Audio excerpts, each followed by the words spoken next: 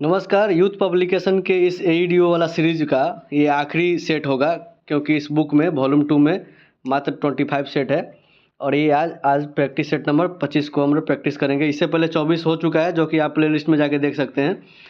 पहला number question शुरू करते हैं। राजेंद्र प्रसाद कहाँ के रहने वाले थे? तो राजेंद्र प्रसाद बिहार के रहने वाले थे और इनका जन्म 1884 यानी कांग्रेस का स्थापना से 1 साल पहले उनका जन्म हुआ था।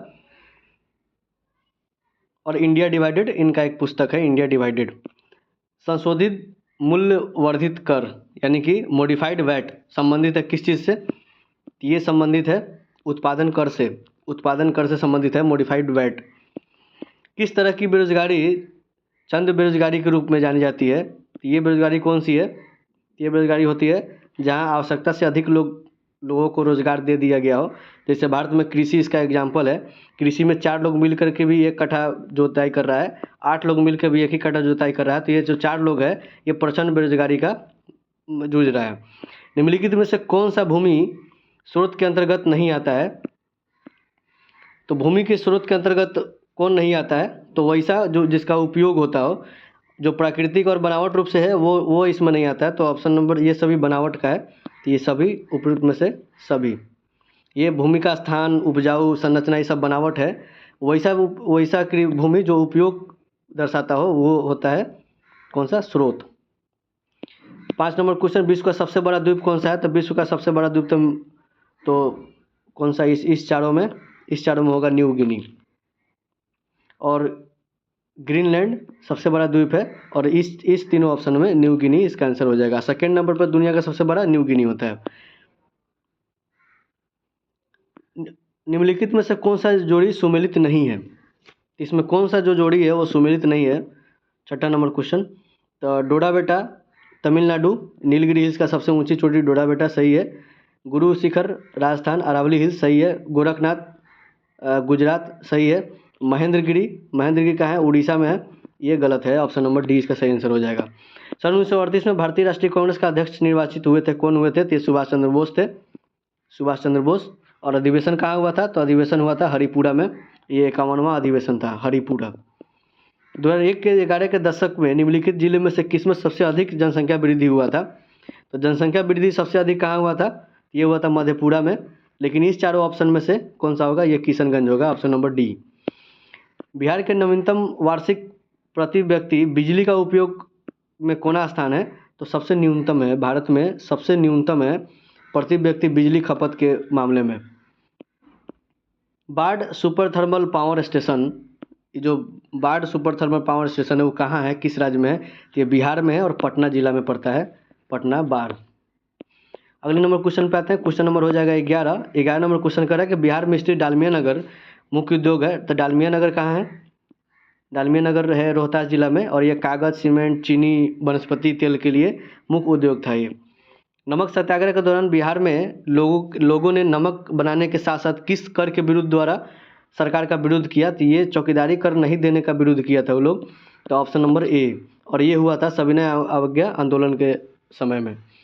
12 का हो जाएगा ए। फरवरी 1938 में बिहार की नई चुनी हुई सरकार ने किस कारणवश इस्तीफा दिया था? तो ये कारण इस्तीफा दिया था राजनीतिक बंदियों को छोड़ने के लिए इस्तीफा दे दिया था, ऑप्शन नंबर डी। बिहार किसान सभा से कौन जुड़े हैं? तो बिहार किसान सभा से बहुत लोग जुड़े हैं। सहजानंद सरस्वती भी है, डॉक्टर श्रीकृष्ण सिंह भी है। तो इसमें एक से अधिक हो जाएगा, option number E. Naval air station Garud कहाँ स्थित है? तो ये केरला में स्थित है, केरला के कोची शहर में स्थित है। नेवल एयर स्टेशन गरुड़ नाम है उसका। रडार का आविष्कार कौन किया था? तो रडार का जो आविष्कार है वो किए थे रॉबर्ट वाटसन। और ये कब किए थे? तो ये 1930 में किए थे। रॉबर्ट वाटसन 1930 स्कॉटलैंड के साइंटिस्ट थे। 17 नंबर क्वेश्चन का निम्नलिखित में से कौन सा एक मनोवैज्ञानिक दवा नहीं है? तो पेनिसिलिन जो है ये एंटीबायोटिक है, ये मनोवैज्ञानिक दवा नहीं है, ऑप्शन नंबर डी। निःश्वसन के समय डायफ्राम क्या हो जाता है? तो जब अंदर लेते हैं, निःश्वसन करते हैं तो गुंबदाकार हो जाता है, ऑप्शन नंबर बी हो जाता है। डॉक्टर जो है मृत घोषणा कब करते हैं? तो नाड़ी रुक जाती है, नाड़ी रुक गई हो, हृदय बंद हो गई हो, और आँख की पुतलियाँ स्थिर हो गई हो, फैल गई हो और प्रकाश पड़ने पर भी कोई उसका प्रभाव नहीं पड़ रहा हो, तो तीनों जब एक साथ में होगा तब उसको मृत घोषित करता है। Option number D.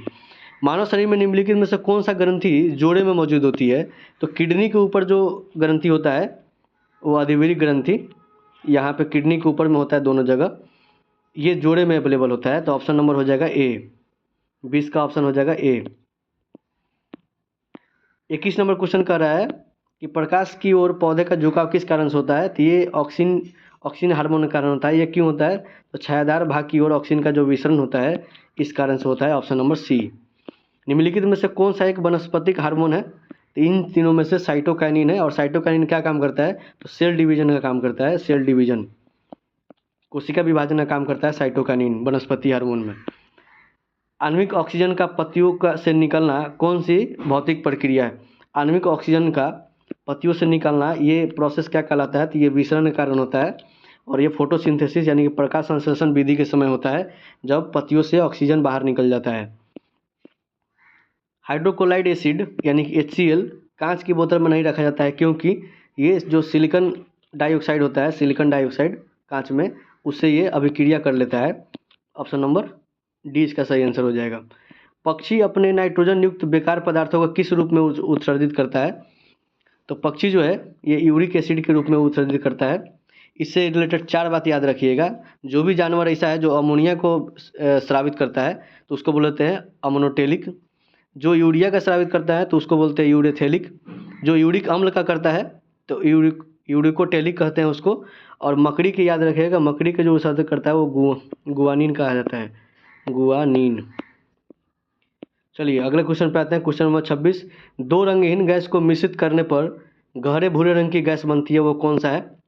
तो जब NO और O2 को मिलाते हैं तो वो बन जाता है क्या? तो वो बन जाता है NO2 और ये विषैला पदार्थ होता है और ये गहरे भूरे रंग का होता है। ऑप्शन नंबर सी।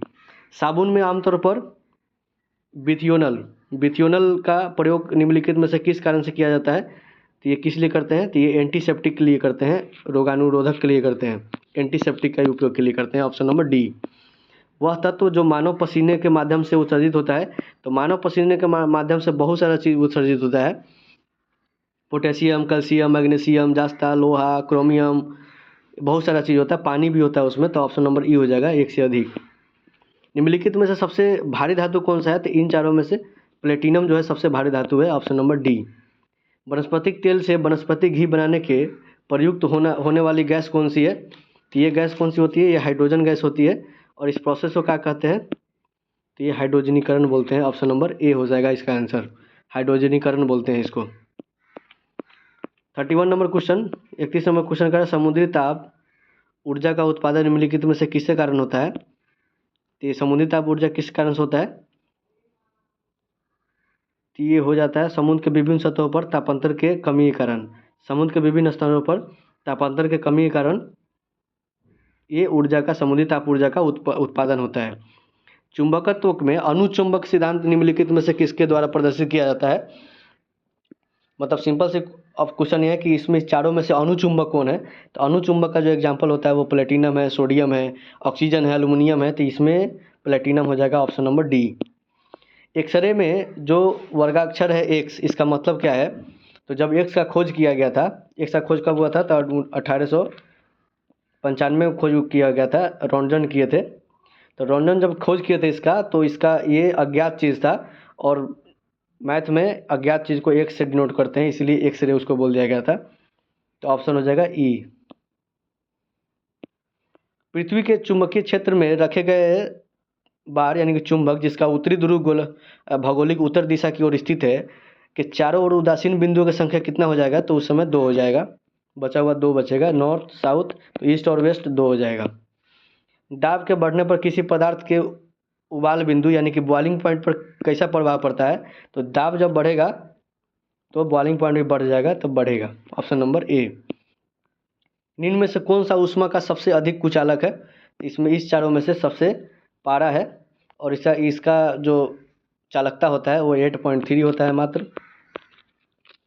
सबसे ज़्यादा किसका होता है? तांबा का होता है, ये 385। शीशा का भी बहुत कम चालकता होता है, 34/7। अधिक ऊंचाई पर द्रव का क्वथनांक क्या होता है? तो जब ऊंचाई बढ़ता है प्रेशर कम हो जाता है, और जब प्रेशर कम हो जाएगा तो क्वथनांक भी कम हो जाएगा, ये घटता है। Option number B. भारत सरकार ने अखिल भारतीय थोक विक्रेता थोक कीमत सूचकांक के लिए आधार वर्ष पहले 2004 से 5 था, अब आधार वर्ष जो अभी लेते हैं हम लोग वो 11 से 12 है। Option number B. भारत में कौन सा कृषि वित्त का स्रोत नहीं है? तो ये जो सभी बैंक है, सहकारी समिति बैंक, व्यापारिक बैंक, ग्रामीण क्षेत्रीय बैंक, ये सभी जो है ये एग्रीकल्चर फाइनेंस को का स्रोत है। तो इसमें से कोई नहीं है जो स्रोत नहीं है। ऑप्शन नंबर डी हो जाएगा। भारत में औद्योगिक वित्त का कौन सा इसमें से स्रोत नहीं है? तो नाबार्ड जो है औद्योगिक वित्त का स्रोत नहीं है, ये कृषि के लिए लोन देता है। ऑप्शन नंबर बी हो जाएगा सही। 41 नंबर क्वेश्चन पे आते हैं। भारत में भूमि सुधार के क्षेत्र में शामिल कौन नहीं है? तो भारत में भूमि सुधार के क्षेत्र में शामिल क्या नहीं है? तो मकान पर जो ऋण मिल रहा है ये भूमि सुधार के क्षेत्र में शामिल नहीं है। ऑप्शन नंबर डी हो जाएगा। किस अर्थशास्त्री ने भारत में सबसे पहले वैज्ञानिक दृष्टि से राष्ट्रीय आय की गणना की थी? ये वैज्ञानिक रूप से पूछ रहा है। तो वैज्ञानिक रूप से कौन किए थे सबसे पहले? तो ये किए थे BK RV Rao. BK RV Rao. और ये अगर पूछ देता सबसे पहली बार कौन किया था राष्ट्रीय आय की गणना, तो वो किए थे 1867 से 68 के बीच में दादा भाई नौरोजी किए थे। लेकिन वैज्ञानिक रूप से जो पहली बार आय का गणना किया गया था वो BK RV राव के द्वारा किया गया था। 2011 के जनगणना के अनुसार 2001 से 11 के दशक में जनगणना वृद्धि दर कितनी रही थी? तो ये 17.7% के आसपास, यानी कि 17.64। ये ऑप्शन सही हो जाएगा। Option number B.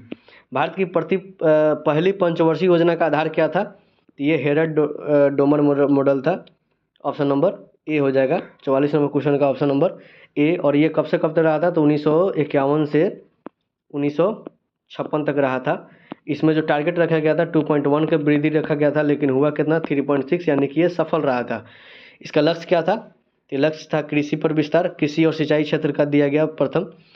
और इसी बीच में बना था भाखड़ा नंगल डैम, दामोदर घाटी परियोजना, हीराकुंड डैम। और इसी में एक फेमस क्वेश्चन है, सामुदायिक विकास जो कार्यक्रम है 1952 वो स्टार्ट हुआ था।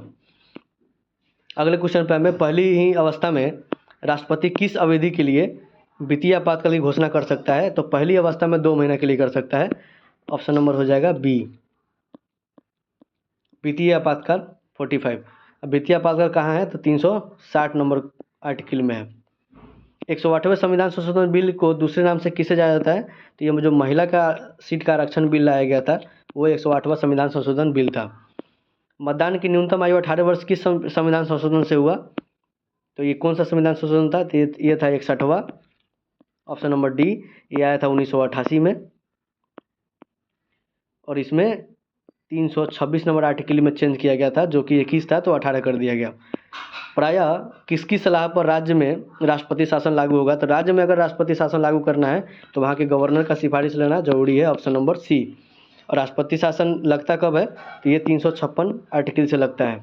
ऑप्शन नंबर सी हो जाएगा गवर्नर। उत्तर प्रदेश के राज्यपाल ने विधानसभा के सत्र के आयोजन के लिए इसकी अध्यक्ष को निर्देश दिया। ऐसा करने में वो उन अधिकारों का उपयोग कर रहे थे जो उनके पद में निहित है। ये आर्टिकल कौन सा था जिसका उपयोग कर रहे थे वो? ये कर रहे थे 175 नंबर का 2। 175 का 2। Option number C.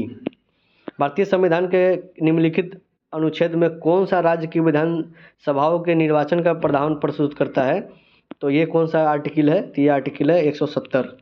Option number A. 51 number question देखते हैं। संविधान द्वारा केंद्रीय सरकार की कार्यपालिका शक्ति निहित है। तो जो राष्ट्रपति है, तो राष्ट्रपति का आर्टिकल कितना है? 52। और 53 नंबर आर्टिकल में लिखा हुआ है कि जो राष्ट्रपति होंगे वो कार्यपालिका का शक्ति राष्ट्रपति के अंदर निहित होगा। तो इसमें आंसर हो जाएगा राष्ट्रपति। कौन सा राज्य सबसे अधिक प्रतिनिधि लोकसभा में भेजता है? तो ये भेजता है उत्तर प्रदेश। कितना भेजता है? 80। Option number D. Madhya Pradesh कितना भेजता है? तो ये भेजता है 29। बिहार 40 भेजता है। मध्य प्रदेश कितना भेजता है? पश्चिम बंगाल कितना भेजता है? पश्चिम बंगाल 42 भेजता है। और महाराष्ट्र 48 भेजता है। कौन सा कथन असत्य है? तो कौन सा कथन है जो असत्य है? तो ये उपराष्ट्रपति का चुनाव जो है राष्ट्रपति नहीं करते हैं। उपराष्ट्रपति का जो चुनाव है दोनों सदन के जो नेता है वो लोग करते हैं। ऑप्शन नंबर सी इसका गलत आंसर हो जाएगा। पद जो है बंदी प्रत्यक्षीकरण वो किससे संबंधित है? तो विधि कानून से संबंधित है। Option number C. नागरिक अधिकार लागू करने के लिए जाना जाता है। तो नागरिक अधिकार लागू करने के लिए जाना होगा कहाँ पे? तो सर्वोच्च न्यायालय के पास जाना होगा। ऑप्शन नंबर सी होगा। भारतीय संविधान द्वारा प्रदत्त निम्नलिखित में से कौन सा अधिकार गैर नागरिक को भी उपलब्ध है? तो गैर नागरिक कौन सा उपलब्ध है? तो संवैधानिक निराकरण का अधिकार जो है ये गैर नागरिक को भी उपलब्ध है। संवैधानिक निराकरण का अधिकार। संविधान को 26 जनवरी के दिन लागू करने का निर्णय किस लिए किया गया? ये किस लिए किया गया था संविधान को 26 जनवरी के लागू? तो ये जो 1929 का जो अधिवेशन हुआ था कहाँ पे? तो लाहौर में। इसमें ये पूर्ण राज्य की घोषणा किया गया और ये बोला गया कि 26 जनवरी 1930 को हम लोग स्वतंत्रता दिवस मनाएंगे। तब से स्वतंत्रता दिवस 26 जनवरी को मनाया जाता था, इसीलिए 26 जनवरी का डेट चुना गया। तो इसका आंसर कितना हो जाएगा? ऑप्शन हो जाएगा ए, स्वतंत्रता दिवस के रूप में मनाया जाने लगा। संवैधानिक प्रावधानों में संशोधन का प्रावधान किस में निहित है? तो ये 368 नंबर आर्टिकल में निहित है और भाग कितना हो जाएगा? 20 हो जाएगा। ऑप्शन नंबर सी। भारत में संविधान का कौन सा अनुच्छेद भारतीय निर्वाचन आयोग के लिए है? तो निर्वाचन आयोग के लिए कौन सा है? 324। ऑप्शन नंबर ए हो जाएगा। 60 नंबर क्वेश्चन, बायोगैस के संबंध में कौन सा सही है? तो बायोगैस के संबंध में कौन सा सही है? तो ये किण्वन द्वारा उत्पादित होता है। बायोगैस जो है ये बायो डिकम्पोज जो है उसके द्वारा कुछ बैक्टीरिया होता है जो जैविक जो कचरा होता है उसका ही उपयोग करके बायोगैस में बदल देता है। और बायोगैस का जो मेन कंपोनेंट होता है वो होता है मीथेन।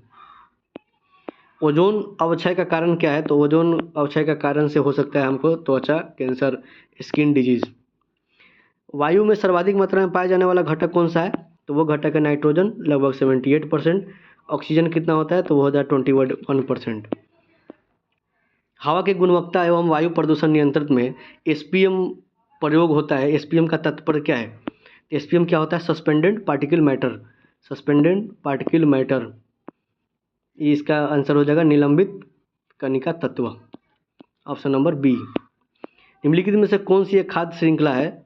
इसमें से घास, हिरन और बाघ। घास को खाएगा हिरन, हिरन को खाएगा बाघ। Option number A. एक खाद्य श्रृंखला में कौन सा पोषक स्तर का ऊर्जा स्तर सबसे अधिक होता है? तो जो भी उत्पादक करता है उत्पादक के पास सबसे ज़्यादा ऊर्जा का स्तर होता है और उसका अगला में 10% बढ़ता है, फिर उसका 10% अगला में, फिर उसका 10% अगला में, तो सबसे ज़्यादा ऊर्जा का स्तर होगा ऑप्शन नंबर सी में। निम्नलिखित धाराओं में से कौन सी एक गर्म जलधारा है? गर्म जलधारा नहीं है। गर्म जलधारा नहीं है। तो अलास्का, एंटीलिस और मोजाम्बिक तीनों गर्म जलधारा है। तो पूर्व में से कोई भी ऐसा नहीं है जो ठंडा हो। ऑप्शन नंबर डी सही हो जाएगा। भूपटल के टुकड़े मेंटल के गति द्वारा निरंतर धीमी गति से प्रवाहित होता है। इस सिद्धांत को क्या कहते हैं? तो इसी सिद्धांत को हम लोग कहते हैं plate tectonic theory, plate tectonic सिद्धांत। Option number C. निम्नलिखित चट्टानों में से कौन सा एक कायांतरी चट्टान नहीं है? तो कायांतरी चट्टान इसमें से कौन नहीं है? ये डोलोमाइट जो है, डोलोमाइट ये क्या है? ये अवसादी चट्टान है। ये अवसादी चट्टान है इसलिए ये नहीं है। Option number C. पृथ्वी प्रॉपर्टी में सबसे प्रचुर मात्रा में कौन सा है? तो सबसे प्रचुर मात्रा में ऑक्सीजन है। ऑप्शन नंबर ए हो जाएगा। सिरोको उष्ण आर्द्र हवाएं कहाँ बहती है? तो सिरोको जो है वो कहाँ बहती है? तो वो बहता है सहारा मरुस्थल में। सहारा मरुस्थल अफ्रीका। छितरे हुए वृक्षों वाले घास के मैदान को क्या कहते हैं? तो इसको बोलते हैं सवाना। ऑप्शन नंबर ए, उसको सवाना बोलते हैं हम लोग। निम्नलिखित में से कौन सा जियोम यानी कि बायोम चैपेरल के रूप में से जाना जाता है? तो चैपेरल के रूप से कौन जाना जाता है? तो ये जाना जाता है भूमध्य सागरीय जो झाड़ी वन है उसको जानते हैं जियोम यानी कि बायोम चैपेरल के नाम से जानते हैं हम लोग। जवाहरलाल नेहरू बंदरगाह जिसको नाहवा सेवा बोलते हैं वो कहाँ है? तो ये महाराष्ट्र में है, मुंबई में है। खनिज और जिले निम्न में से कौन सा जुड़ा सम्मिलित सही है? तो ये जो लाइम स्टोन है ये कैमूर और रोहतास के में मिलता है। तो ऑप्शन नंबर ये सही है। निम्न खनिजों में से कौन सा खनिज के उत्पादन में भारत विश्व में अग्रणी है? तो भारत इन तीनों में अग्रणी नहीं है। अभ्रक में सबसे अग्रणी कौन है? तो चीन है। तांबा में चिली है। जिप्सम में अमेरिका है। लौह अयस्क में भी ऑस्ट्रेलिया है। ये चारों में नहीं है, ऑप्शन नंबर ई हो जाएगा, इनमें से कोई नहीं। तुमलापल्ले खदान, जिसे दुनिया का सबसे बड़ा यूरेनियम का भंडार माना जाता है, वो कहाँ है? तो ये है आंध्र प्रदेश में, option number A. Andhra Pradesh के वाईएसआर जिला में है। 77 नंबर क्वेश्चन, तेल नदी निम्नलिखित नदियों में से किसका सहायक नदी है? तेल नदी। तो तेल नदी किसका सहायक नदी है? वो महानदी का है। महानदी का है, तो ऑप्शन नंबर ई हो जाएगा, इनमें से कोई नहीं। दंडकारण्य में इंद्रावती, शरावती, सबड़ी, इंद्रावती सबड़ी किसकी सहायक नदियाँ हैं? तो किसकी सहायक नदी है? ये गोदावरी नदी का सहायक नदी है, ऑप्शन नंबर हो जाएगा बी। निम्नलिखित में से भारत के किस प्रदेश में सर्वाधिक वार्षिक वर्षा जो है 25 से भी कम होता है, यानी कि बहुत कम नामात्र के में वर्षा होता है? तो इन चारों में से लद्दाख प्रदेश में सबसे कम वर्षा होता है, ऑप्शन नंबर हो जाएगा डी।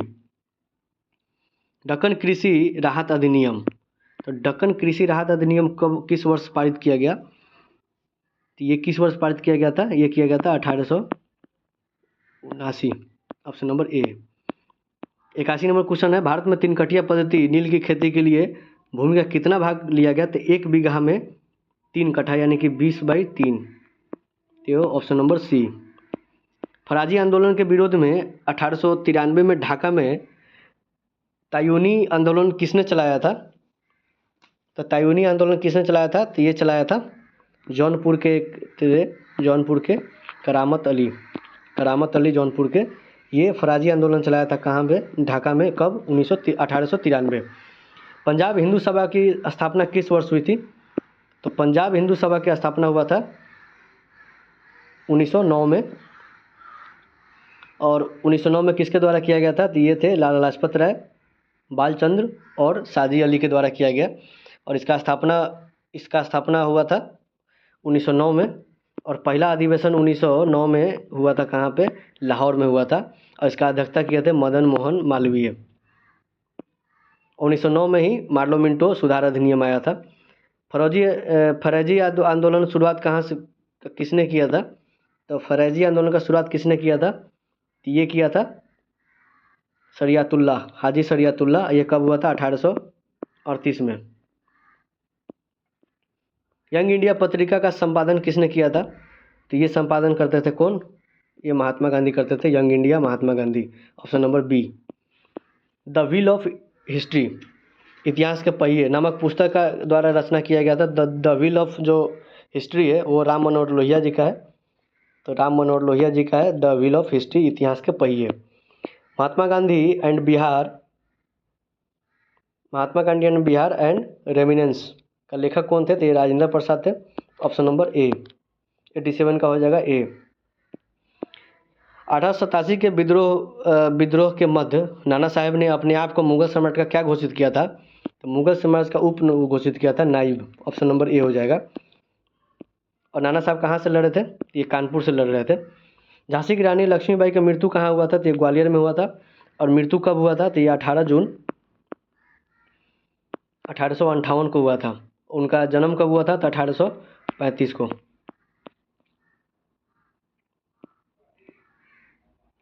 1857 के विद्रोह को किसके द्वारा प्रथम भारतीय स्वतंत्रता संग्राम बताया गया था?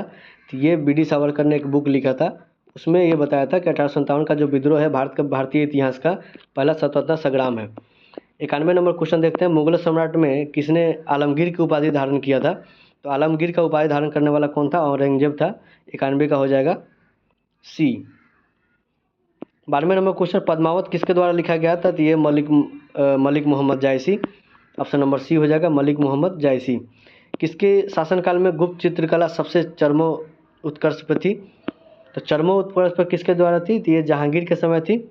और शुरुआत किसके द्वारा किया गया था? तो हुमायूं के द्वारा शुरुआत किया गया था, लेकिन चरम पर किसके समय पर थी? तो जहांगीर के समय पे। प्रतितीर्थ किस हिंदू देवता का एक और नाम है? तो ये विष्णु को प्रतितीर्थ भी बोला जाता है। निम्नलिखित में से कौन सा अध्ययन केंद्र बौद्ध केंद्र के रूप में समृद्ध नहीं था? तो ये नदिया नहीं था, ऑप्शन नंबर सी। कल्हण का पुस्तक का क्या नाम है? तो कल्हण एक पुस्तक लिखा था राजतरंगिणी, और इसमें जम्मू एंड कश्मीर का इतिहास के बारे में पता चलता है। Option number D. Mohammad Ghazni ने अपना अंतिम सैन्य अभियान कहाँ किया था? तो ये किया था 1027 में। और ये किसके खिलाफ किया था? तो ये किया था जाटों के विरुद्ध। जाटों के विरुद्ध ये कुल 17 बार आक्रमण कर चुका है, 1001 से 1027 के बीच में। हड़प्पा के मिट्टी के बर्तनों पर सामान्यतः किस रंग का उपयोग होता था? तो ये लाल रंग का उपयोग होता था। Option number A. सिंधु सभ्यता निम्नलिखित में से किस युग के अंतर्गत आता है? तो ये आता है आदि ऐतिहासिक काल में। और आदि ऐतिहासिक काल किसको बोलते हैं? तो वैसा सभ्यता, वैसा समय जिस समय में लिखित साक्ष्य तो मिला है लेकिन उसको पढ़ नहीं पाए हैं, तो वो समय को बोलते हैं हम लोग आदि ऐतिहासिक काल। निम्नलिखित में से किस देश के साथ हड़प्पनों का व्यापारिक संबंध था? तो मेसोपोटामिया का एक जगह था, कौन? सुमेर। वहाँ से प्रमाण मिलता है कि वहाँ से जो हड़प्पन था उसका व्यापारिक संबंध था। तो ऑप्शन नंबर सी। ये आज का आखिरी प्रश्न था और इस सीरीज़ का एक आखिरी सेट है, क्योंकि यूथ पब्लिकेशन का जो वॉल्यूम 2 है उसमें 25 सेट है और ये आज 25वां सेट है। Thank you for watching. धन्यवाद।